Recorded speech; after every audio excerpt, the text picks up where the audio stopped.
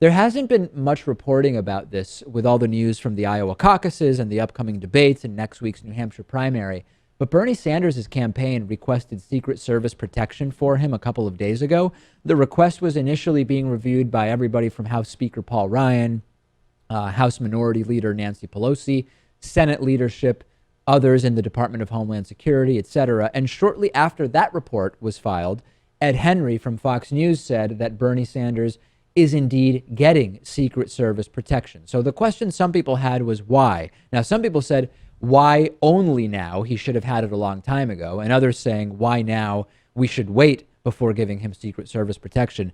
Bernie Sanders is drawing some of the biggest crowds of the presidential election cycle, crowds of 20,000 in Minnesota just in the last week. He's been using a sort of private security detail that has been going with him to some of his stops, but I think it absolutely makes sense at this point, particularly given the size of these crowds and the fact that, hey, remember, he essentially tied Hillary Clinton in Iowa. Hillary Clinton, of course, having Secret Service protection as a former first lady in part, but not only because of that, I think it absolutely corresponds that Bernie Sanders should have Secret Service protection. Now, I did get a couple of emails from viewers, Lewis, saying, isn't this drawing more attention to Bernie Sanders, maybe negative attention? Somebody who might want to harm him sees that, oh, now he's being protected. Now I really want to harm him.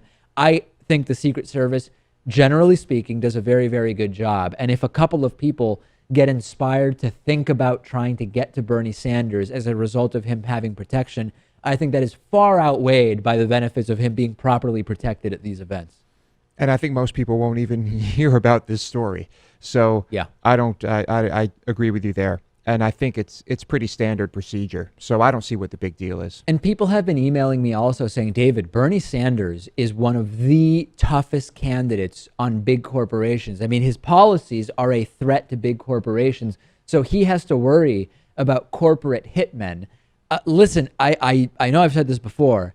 Bernie Sanders has to worry also because he's Jewish and people hate Jews. And we have seen, because of the Donald Trump joke candidacy, one of the biggest resurgences in the white supremacist movement, which hates black people and hates Jews, or I guess they say they don't hate them. They just want us all to live separately and remove any political or economic clout that black people and Jewish people and whoever else has.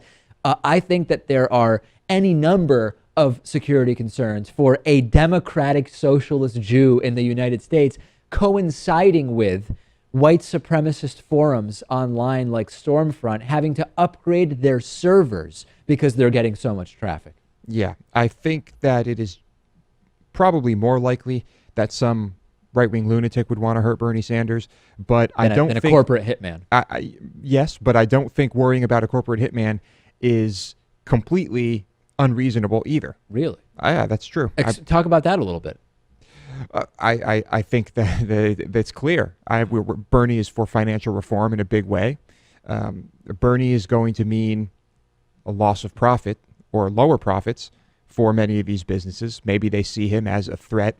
And when billions and billions, maybe even trillions of dollars are on the line, what's paying a few million to a jackal? Lewis is going dark here. So who would you imagine that in a big company would say, like, would the CEO personally get together with someone and say, listen, we got to knock off this Bernie Sanders guy? Or do you think that it would sort of be done in a more underground way to maintain sort of plausible deniability for the executives? How would it talk to me about the logistics?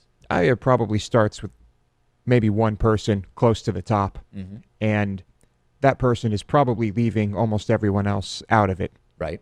I don't envision like a boardroom meeting where everyone says, yeah, maybe it's time to take Bernie out. All right. What do you think? What do you think about Lewis's little hypothesis here? It is quite interesting. No doubt about that.